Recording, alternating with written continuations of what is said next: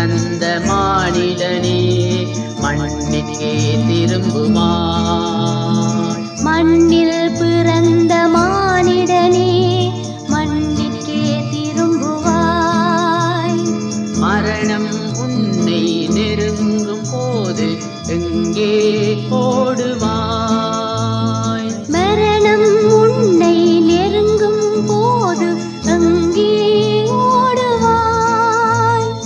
மரணத்தின் பின்னே நடப்பது என்ன என்பதை அறிவாயா. மரணத்தின் பின்னே நடப்பது என்ன என்பதை அறிவாயா.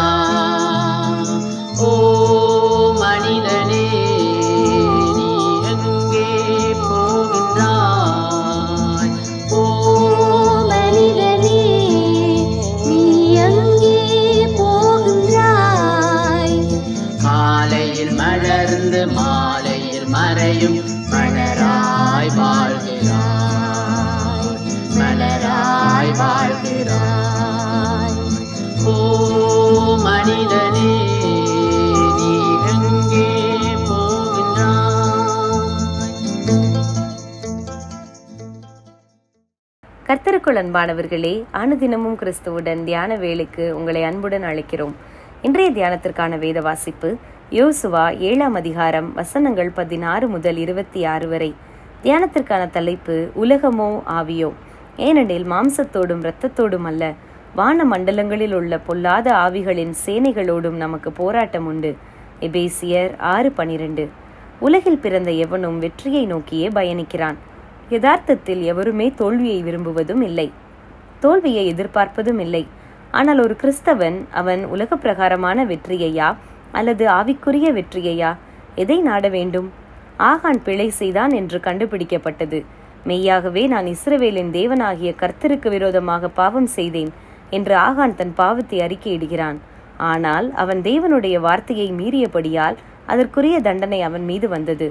அவனோடு கூட முழு குடும்பமும் கொலை செய்யப்பட்டது. அதற்கு முன் நடந்தது என்ன? இஸ்ரவேலர் ஆயி பட்டணத்தை பிடிக்க செல்கின்றனர். எரிகோவில் பெரிய வெற்றியை கண்டவர்கள் ஆயி ஒரு சிறிய பட்டணம்தானே என்று சொல்லி 3000 பேர் மாத்திரம் துணிந்து புறப்பட்டு போகிறார்கள். ஆனால் எதிர்பாராமல் இஸ்ரவேலர் ஆயி மக்களால் முறியடிக்கப்பட்டு திரும்பினர். இப்பொழுது தேவனிடத்தில் முறையிட்ட போது தேவன் நீங்கள் பாவம் செய்தீர்கள் என்கிறார். இங்கே உலக ரீதியான வெற்றியை இழந்ததற்கு காரணம் அவர்களுக்குள் இருந்த பாவமே என்பதை கர்த்தர் உணர்த்துகிறார். அதை கண்டுபிடியுங்கள் என்கிறார். பாவம் செய்தவனுக்கான தண்டனை முதலில் கொடுக்கப்பட்டு இஸ்ரவேலருக்குள் இருக்கும் பாவத்தை அகற்றும்படி கர்த்தர் கட்டளை கொடுத்தார். அதன் பின்னர் வெற்றி தானாக வரும் என்பதை உணர்த்தினார். இன்று நாம் உலக ரீதியான விஷயங்களுக்கும் வெற்றிகளுக்கும் மிகுந்த முக்கியத்துவம் கொடுக்கிறோம் என்பதை மறுக்க முடியாது. ஆனால் ஆவிக்குரிய காரியங்களுக்கும் ஆவிக்குரிய போராட்டங்களுக்கும் நம் வாழ்வில் முக்கியத்துவம் கொடுப்பதுண்டா? அன்று ஆகான் தன் பாவத்தை மறைத்து வைத்தான். இன்றும் முதலில் நமக்குள் மறைந்திருக்கிற பாவத்தை முதலில் கண்டு கொண்டு அதை சரி செய்யும் வரைக்கும் நம் உலக ரீதியான வெற்றிகளை எதிர்பார்ப்பது எப்படி? ஆம், பவுல் இதை அழகாக விளக்கியுள்ளார். மாம்சத்தோடும் இரத்தத்தோடும் அல்ல, துரைத்தனங்களோடும் அதிகாரங்களோடும் இப்பிரபஞ்சத்தின் அந்தகார லோகாதிபதிகளோடும் வானமண்டலங்களின் பொல்லாத ஆவிகளின் சேனைகளோடும் கூட நமக்கு போராட்டம் உண்டு. முதலில் நாம் இந்த போராட்டத்தை குறித்து உணர்வுள்ளவர்களாக இருக்க வேண்டும். இங்கேதான் நமது வெற்றியும் தோல்வியும் நிர்ணயிக்கப்படுகிறது. உலக வெற்றிகள் நாளை மாறிப்போகும். நமக்குள் மறைவாயுள்ள பாவத்தை அகற்றிவிடும் வரைக்கும் மெய்யான வெற்றியை நம்மால் கண்டுகொள்ள முடியாது. அதை உணர்ந்து நம்மை ஆராய்ந்து தேவனிடம் சரணடைவோமாக. ஜெபம் செய்வோமா?